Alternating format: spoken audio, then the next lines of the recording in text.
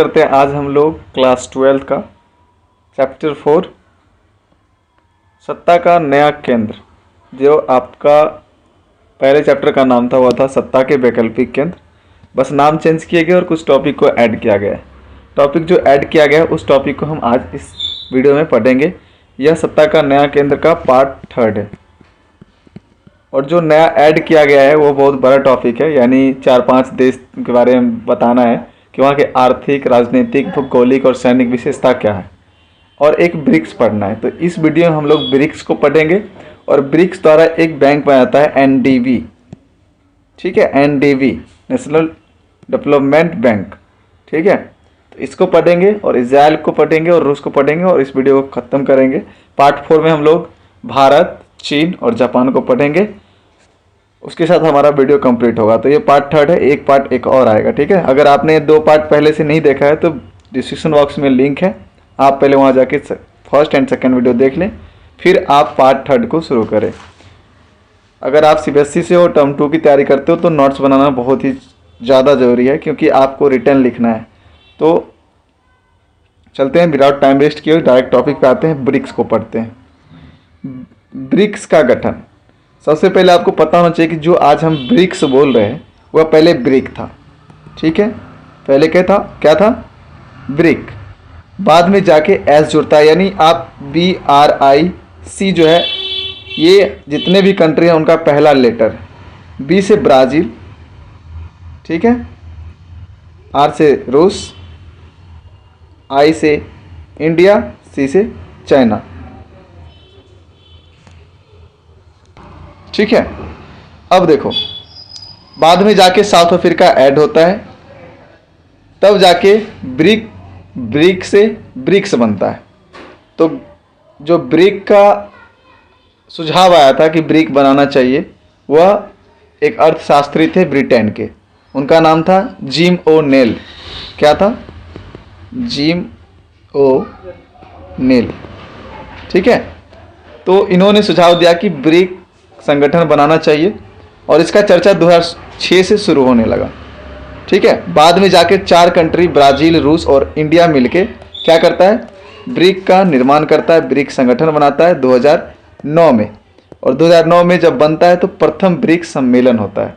ठीक है, और फर्स्ट ब्रिक सम्मेलन जो होता है वो होता है रूस में।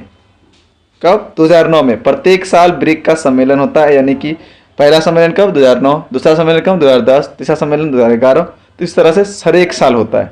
कोरोना की वजह से 13वां ब्रिक्स सम्मेलन 2021 में जो इंडिया ने होस्ट किया, और ये ऑफलाइन नहीं हुआ था, ऑनलाइन हुआ था, वर्चुअल हुआ था। ठीक है, अब देखो, गठन के समय यानी 2009 की बात कर रहा है, इस संगठन का नाम ब्रिक था। बिल्कुल सही है, क्योंकि 4 ही देश थे। एस यानी साउथ अफ्रीका बाद में जुड़ता है, जिसे कि इसके सदस्य देशों के नाम के पहले अक्षर से बनाया गया है, ब्रिक। मैंने बता दिया। 2010 में दक्षिण अफ्रीका के संगठन में शामिल होने के बाद इसका नाम ब्रिक्स होता है। एक्चुअली होता है क्या, 2010 का जो सेकेंड सम्मेलन होता है ब्रिक का, वो होता है अब ब्राज़ील में।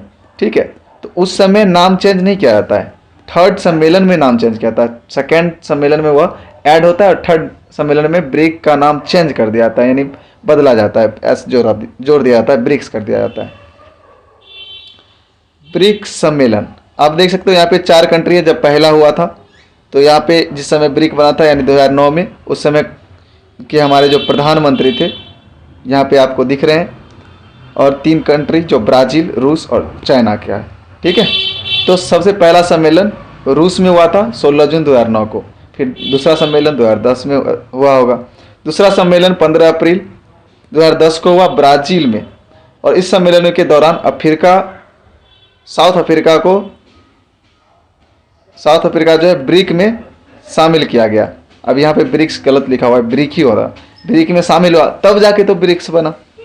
ठीक है, अब ब्रिक्स का तीसरा सम्मेलन जो है 14 अप्रैल 2011 को चीन में हुआ, और इसमें ब्रिक का नाम बदल के ब्रिक्स किया जाता है।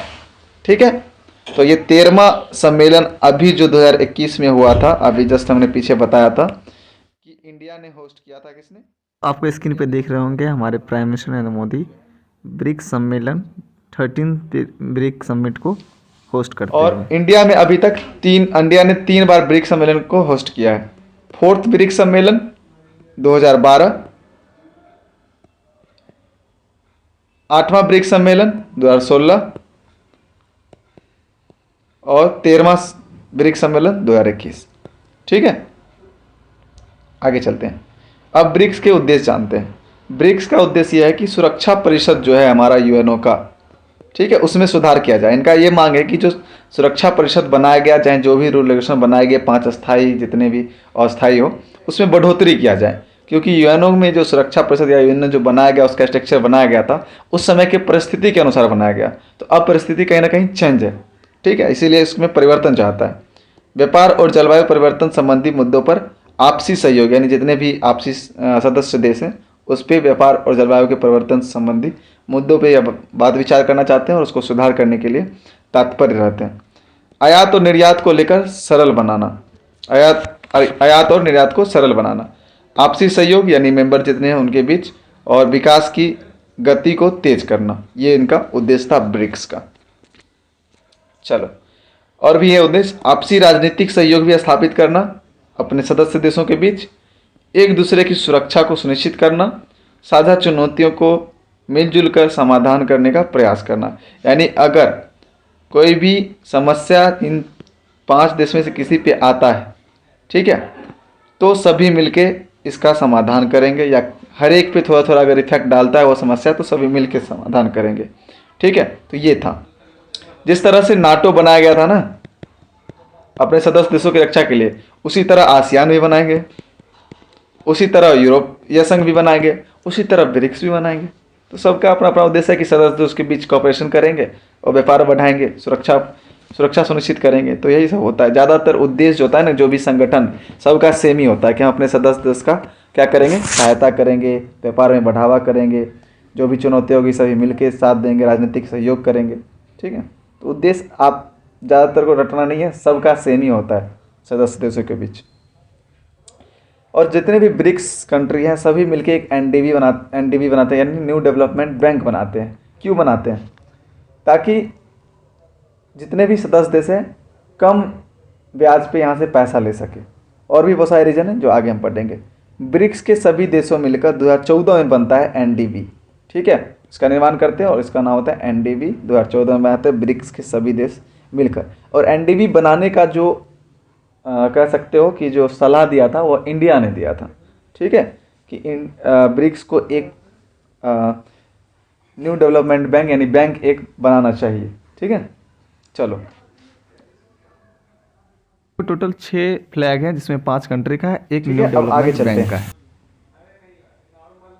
एनडीबी बैंक का गठन, भारत द्वारा ब्रिक्स के देशों को एक बैंक बनाने की सुझाव दिया गया भारत के द्वारा, जिसका गठन 2014 में किया गया और इसका नाम एनडीबी रखा गया, यानी न्यू डेवलपमेंट बैंक। इसका मुख्यालय सिंधाई है। वर्तमान में इसके अध्यक्ष जो है वो भारतीय हैं और उनका नाम है केवी कामत। ठीक है, तो अगर किसी संगठन, अंतर्राष्ट्रीय संगठन में बहुत सारे देश को मिलकर अगर बना गया है और वहाँ के अध्यक्ष अगर अपनी कंट्री का है, किसी भी कंट्री के कंटेक्स्ट में बात करें तो उस कंट्री को थोड़ा ज़्यादा फायदा मिलता है। ऐसा नहीं है कि इनडायरेक्ट नहीं, इनडायरेक्ट की बात कर रहा हूँ मैं। इस बैंक की कुल पूंजी, जिस तरह से मान लो बीजेपी है अपने यहाँ, और बीजेपी के मैम जो सदस्य होंगे उनको थोड़ा बहुत इज्जत मिलता होगा। इज्जत मिलने का ये मतलब है कोई भी केस वगैरह जल्दी सॉल्व हो जाता होगा, क्योंकि बीजेपी का भी शासन है। अगर यही कांग्रेस का होता तो उनके सदस्य को कम झेलना पड़ता। तो यही होता है। वैसे ही है कि अंतर्राष्ट्रीय संगठन में अगर कोई आपके यहाँ का सदस्य जो है, नागरिक जो है वहाँ का अध्यक्ष है, तो आपको ज़्यादा कॉपरेशन मिलता है। इस बैंक की कुल पूंजी में जो है $100 बिलियन, जिसमें से $41 बिलियन सिर्फ और सिर्फ चीन का है। तो चीन यहाँ पे आपको पावरफुल दिख रही है। 18 बिलियन 3 देश मिला के, भारत, ब्राज़ील और रूस, और $5 बिलियन साउथ अफ्रीका का है। इसका कार्य, यह बैंक सदस्य देशों को आसान तरीके से, आसान किस्तों पर यह लोन देता है। सदस्य देशों को सुझाव भी देता है, आर्थिक सुझाव। सदस्य देशों को तकनीकी प्राप्त करने की सहायता भी प्रदान करती है। ब्रिक्स की विशेषता क्या है? ब्रिक्स देशों में विश्व की लगभग 40% जनसंख्या रहती है। कहने का मतलब जितने भी देश हैं जैसे इसमें 5 देश हैं, तो अगर पूरे वर्ल्ड की बात करें 100% है, तो सिर्फ और सिर्फ जो 5 कंट्री ब्रिक्स का सदस्य है, ठीक है, ब्रिक्स का सदस्य है, उसमें 100 पूरे ऑल ओवर कंट्री का 100% में 40% जनसंख्या सिर्फ और 5 कंट्रीज मिलाकर है। समझ सकते हो, कहीं ना कहीं ये पावरफुल होने का ये दिखा रहा है, संकेत है। विश्व में सबसे ज़्यादा जनसंख्या वाले जो देश हैं उनमें से 2 देश ब्रिक्स का सदस्य है, वो है भारत और चीन। विश्व का क्षेत्रफल की अगर बात करें, क्षेत्रफल के हिसाब से जो सबसे बड़ा देश है रूस, वो भी ब्रिक का क्या है, सदस्य है। तो ये सब चीज़ पावर दिखाता है ब्रिक्स का। रूस को छोड़ दें तो बाकी जितने भी देश हैं सभी डेवलपिंग कंट्री है, और जो रूस है वो डेवलप्ड कर गया है।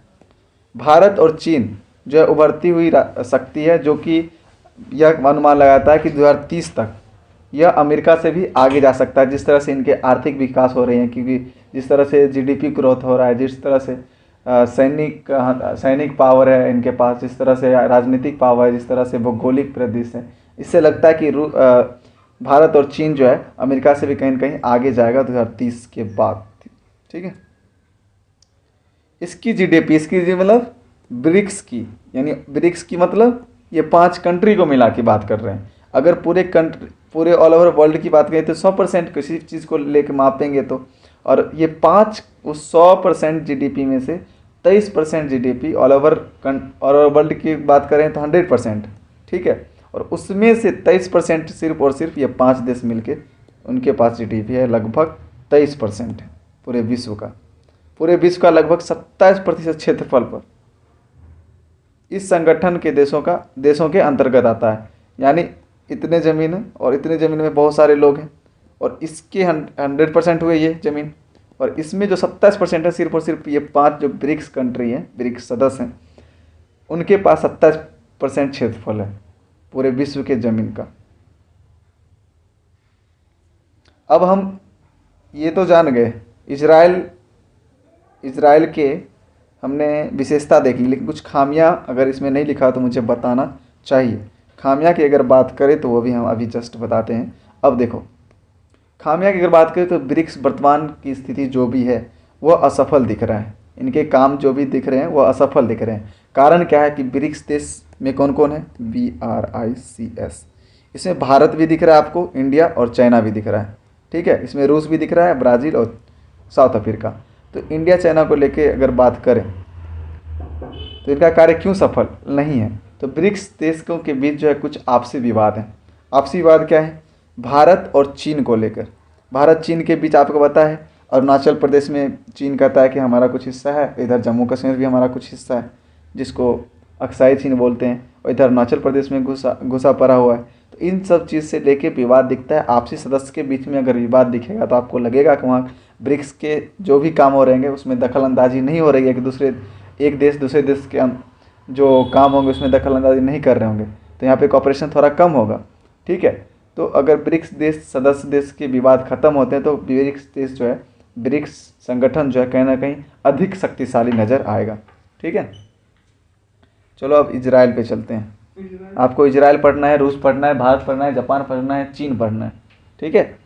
अब इजराइल की अगर बात करें तो इजराइल जो है 14 मई 1948 को एक अलग देश बनता है फिलिस्तीन से अलग होके, और ये आपको इजराइल दिख रहा है और ये फिलिस्तीन है, ये दोनों एक साथ था पहले। 1948 में इसको अलग कर दिया। वैसे अदर जो भी हमारे इंडिया कंट्री है और भी बहुत सारे कंट्री है, इन दोनों को एक कंट्री नहीं मानते हैं।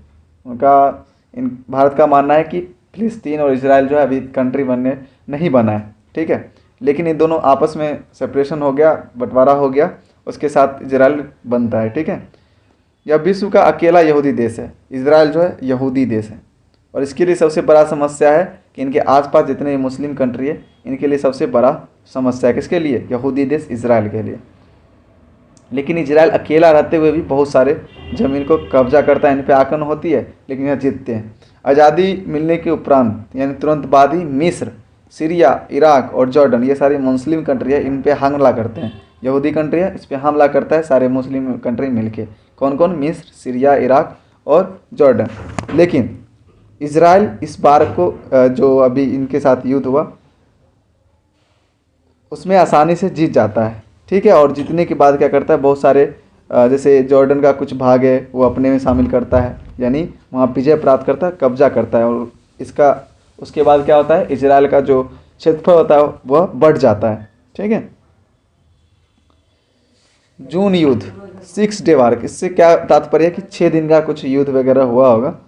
अब देखो, एक बार तो इजराइल जब आ जाता है उसके बाद ये सारे बहुत सारी मुस्लिम कंट्री जो है वह उस पर आक्रमण करता है, लेकिन वो जीत जाता है बेचारा, ठीक है। उसके बाद भी जो आसपास के देश हैं, जॉर्डन और अन्य अरब देश, इस पे हमला करता है। पिछले युद्ध के तरह ही इस युद्ध में भी इजराइल ने सिर्फ और सिर्फ आसानी तरीके से 6 दिनों के अंदर सभी देश को हरा देते हैं, और इसीलिए इसको 6 डे वार कहा जाता है। 6 दिन के अंदर ये हराते हैं, इसीलिए 6 डे वार कहा जाता है। इस युद्ध में इजराइल ने गाजा पट्टी, ये आपको गाजा दिख रहा है, इस पे भी अपना कब्जा करता है और अपने क्षेत्रफल को लगभग 3 गुना बढ़ा लेता है। इजराइल की भौगोलिक विशेषता देखते हैं। इसके पास क्या है, इसके पास यानी कंट्री की बात कर रहा है, सीरिया है, जॉर्डन है, मिस्र है, ठीक है। और ये सभी मुस्लिम देश हैं, लेबनान भी है, इराक भी होगा इससे सटा हुआ, में भी चेक कर लेना। और इसके कुल क्षेत्रफल जो है 22,145 वर्ग किलोमीटर है। भौगोलिक क्षेत्र की बात हो रहा है तो ये होता है कि आपके दक्षिण पश्चिम में क्या है, आपका क्षेत्रफल कितना है, आपकी जनसंख्या क्या है। दक्षिण पश्चिमी एशिया यानी ये कहाँ स्थित है, दक्षिण पश्चिमी एशिया में स्थित है। और अगर विश्व में कहीं भी जन्म लेता है कोई यहूदी तो उसको इजराइल का नागरिक माना जाता है, ठीक है। अगर इंडिया में कोई यहूदी जन्म लेता है, ठीक है, अगर अदर मुस्लिम कंट्री में कोई यहूदी कबूल करता है तो उसे इजराइल का नागरिकता भी दिया जाता है, वहाँ पे जो सुविधा होगा उसको मिल सकता है। आगे चलते हैं। अब हम राजनीतिक विशेषता देखते हैं किसका, इजराइल का। राजनीतिक विशेषता मतलब होता है कि वहाँ का भाषा क्या है, वहाँ की राजधानी क्या है, राष्ट्रपति कौन है, प्रधानमंत्री कौन है, वहाँ पे किस तरह से लोकतांत्रिक व्यवस्था है। तो वहाँ की जो राष्ट्रीय भाषा है वो है हिब्रू। क्या है, हिब्रू, लिख लेना, राष्ट्रीय भाषा हिब्रू। और वहाँ की जो राजधानी है वो थेरुसलम है, थेरुसलम राजधानी। और वहाँ के जो राष्ट्रपति हैं, अगर किसी किताब के अकॉर्डिंग जाओगे तो पिछले राष्ट्रपति के बताएगा, लेकिन 2021 में जो राष्ट्रपति बने हैं उनका नाम है इसाक हजोर्ग। क्या, इसाक हजोर्ग, ISAACHERZOG, ठीक है। और ये 7 जुलाई 2021 को बनते हैं। और 2021 में भी यहाँ के प्रधानमंत्री बनते हैं जिनका नाम होता है नफ्ताली बेनेट, नफ्ताली बेनेट, ठीक है। लिख लेना, लाइन में लिख लेना। भाषा हिब्रू, राष्ट्रीय भाषा, राजधानी थेरुसलम, वहाँ के राष्ट्रपति कौन है, इसाक हेजोर्ग, प्रधानमंत्री नफ्ताली बेनेट। और यहाँ पे भारत की तरह ही संसदीय लोकतंत्र व्यवस्था स्थापित है, ठीक है। अब यहाँ के हम सैन्य विशेषता देखते हैं। सैन्य विशेषता की बात करें तो यहाँ पे लगभग 35 लाख सेना है। कितना, 35 लाख सेना, और इसमें महिलाओं को भी पार्टिसिपेट करने का अधिकार है, महिलाओं को भी शामिल किया जाता है। और सेना शक्ति के आधार पे हम इजराइल की बात करें तो विश्व में यह 8वां देश है। सेना की शक्ति के आधार पे अगर हम तुलना करें अदर कंट्री से तो 8वां इसका स्थान है, ठीक है। और यहाँ के जो भी स्कूल होते हैं, कॉलेज होते हैं, यहाँ पे ट्रेनिंग दिया जाता है बच्चों को, आर्मी का ट्रेनिंग, ठीक है। ये पॉइंट में आप लिख लेना। और लड़का के लिए यानी बॉयज़ के लिए कम से कम 3 साल और गर्ल्स के लिए कम से कम 2 साल कंपलसरी है कि आप आर्मी में जॉब करोगे, आर्मी में, सेना में काम करोगे, ठीक है। तो ये है सैन्य विशेषता, बहुत ही शानदार। आर्थिक विशेषता अगर बात करें तो सबसे पहले आपको बता दें कि यहाँ की जीडीपी के आधार पे अगर बात करें, जीडीपी कहीं की भी देश का अगर आर्थिक सिचुएशन हम देखते हैं तो जीडीपी के आधार पे, GDPS लिख दिया मैंने, जीडीपी पे ही देखते हैं तो इसका जो स्थान है वह जीडीपी इजराइल है ना, इजराइल का 31वां है, ठीक है। और हमारा इंडिया 5वां पे है। और सबसे आगे कौन है, यूएसए है अर्थव्यवस्था में सबसे आगे, फर्स्ट पे। इंडिया है 5वां पे। और रसिया की बात करें तो 11वां पे। ये सारे कंट्री हमको पढ़ना है इसीलिए बता दिया मैंने। किस पे? जीडीपी पे। जीडीपी के आधार पे हम बात करते हैं तो विश्व में 31st प्लेस है इनका। विज्ञान और प्रौद्योगिकी के क्षेत्र में इजराइल विकसित देशों से भी कहीं ना कहीं आगे है। व्यापार के मामले में इजराइल अपने आकार के हिसाब से बहुत ज़्यादा आगे है, यानी इजराइल जितना छोटा है उससे ज़्यादा कहीं ना कहीं व्यापार करता है। बड़े कंट्री जिन इनसे बड़े बड़े कंट्री हैं वो ज़्यादा व्यापार नहीं करते हैं, लेकिन छोटे रह के भी वो अब ज़्यादा व्यापार करते हैं। ठीक है। नवीन प्रौद्योगिकी को विकसित करने और इन्हें दुनिया में निर्यात करने इजराइल का क्या है? मुख्य काम है, यानी नए नए टेक्नोलॉजी को बनाता है और दूसरे देशों के साथ निर्यात करता है। रूस की बात करें तो रूस के शुरुआती दौर की बात करें तो बोल्शेविक क्रांति के बाद 15 गणराज्य को मिला के रूस यूएसएसआर बनाया जाता है। बाद में 1991 में जब विघटन होता है यूएसएसआर का, तब यूएसएसआर का विघटन होता है तो रूस को सारे उत्तराधिकारी बनाया जाता है। तो 1917 में बोल्शेविक क्रांति होती है और 15 गणराज्य को मिला के सोवियत संघ में आता है, जिसको यूएसएसआर हम लोग बोलते हैं शॉर्ट में। रूस भी इन्हीं 15 गणराज्यों में से एक था और 15 गणराज्यों में सबसे शक्तिशाली था। प्लेस में भी बहुत बड़ा है, 15 में से सबसे ज़्यादा, क्योंकि ऑल ओवर कंट्री में ही सबसे बड़ा क्षेत्रफल की दृष्टि से है रूस। और वो 15 जितने भी देश है इसमें 14 बहुत छोटे छोटे देश थे क्षेत्रफल के हिसाब से, आर्थिक के हिसाब से भी छोटे थे। ठीक है। रूस इसमें सबसे ज़्यादा विशाल था, सर्वश्रेष्ठ था। 1917 से 91 तक रूस यूएसएसआर का हिस्सा रहा, लेकिन 91 में क्या होता है? विघटन होता है, कोल्ड वार का एंड होता है और यूएसएसआर का जो उत्तराधिकारी होता है उसको किसको बनाया जाता है? रसिया को बनाया जाता है। ठीक है। अब रसिया को अगर मान लो कि कोई राजा है, अगर कोई उसका उत्तराधिकारी बनता है तो उसका जो भी काम होगा वो कौन करेगा? उसके उत्तराधिकारी। अगर आपके पापा राजा हैं और आपको राजगद्दी पे बैठाया था उनके मरने के उपरांत, तो वहाँ उन्होंने जो भी ट्रीटी साइन किया होगा अदर कंट्री के साथ या अदर सदस्यों के साथ, आपको उसको डील करना है, जो भी रिस्पॉन्सिबिलिटी होगी आपको करना पड़ेगा। तो यूएसएसआर का उत्तराधिकारी जब रूस को बनाता है तो सारी रिस्पॉन्सिबिलिटी किसके पास आता है? रूस के पास आता है। ठीक है। अब देखो इनके पास परमाणु हथियार भी आते हैं। यूएनओ में इनको परमानेंट मेंबर बनाता है। पीएम लिखा हो मतलब परमानेंट मेंबर, जिसको वीटो पावर का अधिकार है। ठीक है। और उन सभी संधि को भी पालन करना पड़ता है इन्हें जो यूएसएसआर ने अन्य देशों के साथ किया था। ठीक है, क्योंकि आप यूएसएसआर के उत्तराधिकारी बन चुके हैं। चलो आगे। अब रूस की भौगोलिक विशेषता देखें तो रूस उत्तरी एशिया का एक देश है और विश्व का सबसे बड़ा देश है क्षेत्रफल की दृष्टि में। और इसका कुछ हिस्सा जो है एशिया महाद्वीप में भी आता है, कुछ यूरोप में भी आता है, इसको इसीलिए इसको कभी कभी यूरेशिया भी बोलते हैं। ठीक है, यूरेशिया यानी यूरोप प्लस एशिया, यानी कुछ हिस्सा एशिया में आता है, कुछ हिस्सा यूरोप में आता है। आकार के अनुसार अगर बात करें तो लगभग भारत जितना बड़ा कंट्री है तो रूस में 5 भारत इसमें समाहित हो सकता है, इतना बड़ा है, यानी क्षेत्रफल दृष्टि में बड़ा है, यानी प्रथम स्थान पे ये मैंने बताया है। जनसंख्या के हिसाब से बात करें तो रूस विश्व में 7वें स्थान पे है। आर्थिक विशेषता की बात करें तो जीडीपी के अनुसार मैंने जब इजराइल बताया था तो बताया था कि 11वें स्थान पे है। आर्थिक के हिसाब से अगर बात करें तो रूस 11वें पे है। 31 पे कौन है? इजराइल। 5वां पे कौन है? इंडिया। 1 पे कौन है? USA America. रूस के पास भरपूर मात्रा में खनिज संसाधन है, प्राकृतिक संसाधन और गैस के भंडार, इसीलिए डेवलप्ड है। इस संसाधनों की वजह से ही रूस विश्व में एक मजबूत देश के रूप में स्थापित हुआ। पर अगर आर्थिक रूप से अमेरिका से बात करें, तुलना की जाए तो रूस काफ़ी पीछे रह चुका है। ठीक है। अब आगे चलते हैं, हम लोग देखते हैं राजनीतिक विशेषता। रूस की सैन्य विशेषता।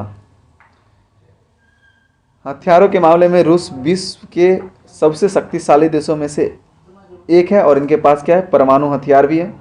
यूएनओ में सुरक्षा परिषद के अस्थायी सदस्य हैं, यानी इनको वीटो पावर है। Veto power. सैन्य क्षमता के मामले में अगर बात करें रूस का, तो रूस का 2nd स्थान है। सैन्य क्षेत्र में रूस अमेरिका के बराबरी दे सकता है, भले ही 1st स्थान पे यूएसए है यानी अमेरिका है और 2nd पे रूस है, लेकिन इनके पास भी उतना टेक्नोलॉजी और परमाणु हथियार हैं, इनके पास भी क्षमता है कि यह अमेरिका को टक्कर दे सकता है। इसीलिए 1945 से 1951 तक जो कोल्ड वार चलता है, तो भारत इस सिचुएशन में रहता है कि कोई भी पावर ब्लॉक अगर हमारे अगेंस्ट आता है तो हम या तो रूस अगर अगेंस्ट आता है तो अमेरिका मिल सकते हैं, अमेरिका अगर अगेंस्ट आता है तो रूस में मिल सकते हैं। और दोनों ही पावर ब्लॉक थी उस समय। रूस की राजधानी कहाँ है, राजनीतिक विशेषता आप देख रहे हैं, मॉस्को है और इसकी राष्ट्रभाषा रूसी है। और यहाँ के राष्ट्रपति अभी जो व्लादिमीर पुतिन है और यहाँ के प्रधानमंत्री मिखाइल मिशुस्टिन। बहुत ही शानदार नाम है भाई। यहाँ पर अन्य देशों की तरह ही समान रूप से चुनाव होता है और यहाँ पे नेता बनते हैं। जैसे हम लोग इलेक्ट करते हैं अपने नेता को, अपने प्रतिनिधित्व को बनाते हैं, उसी तरह से यहाँ भी इलेक्शन होता है। ठीक है। और भारत रूस संबंध की अगर बात करें तो आपको जान के हैरान होगा कि 1991 से ही, 91 तो विघटन हो गया, उसके बाद रूस बना, उससे पहले ही रूस जो है भारत का मदद करते आया है, चाहे वो आर्थिक रूप से हो, चाहे सैन्य रूप से हो, चाहे किसी रूप से हो। ठीक है। अब देखो, रूस और भारत के संबंध की बात करें तो दोनों देश जो है लोकतंत्र में विश्वास करता है, पहला। दूसरा पॉइंट अगर बात करें तो 2001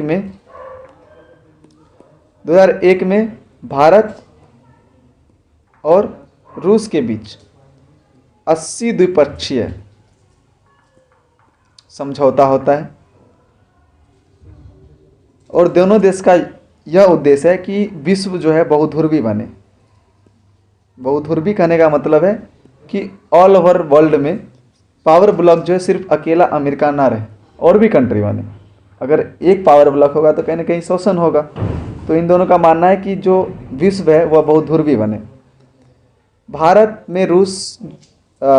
में जो है रूस से ज़्यादा क्या चीज़ व्यापार किया जाता है, आयात किया जाता है, लिया जाता है रूस से तेल। और सबसे ज़्यादा अगर हम हथियार किसी देश से लेते हैं तो वो है हमारा रूस। रूस से हम सबसे ज़्यादा हथियार को आयात करते हैं अपने देश में। समय समय पे अगर हम भारत रूस के संबंध की बात करें तो यूएनओ में कश्मीर मुद्दे पे भारत का सपोर्ट करते हुए रूस देखा गया है। ठीक है। अब हम अगले वीडियो में भारत, जापान, चीन के बारे में पढ़ेंगे। ठीक है। भारत, जापान, चीन के आर्थिक, राजनीतिक, सैन्य, भौगोलिक विशेषता को पढ़ेंगे। ठीक है। तो यहीं पे वीडियो समाप्त करते हैं। जय हिंद, जय भारत। वीडियो कैसा लगा हमें कमेंट्स में जरूर बताना।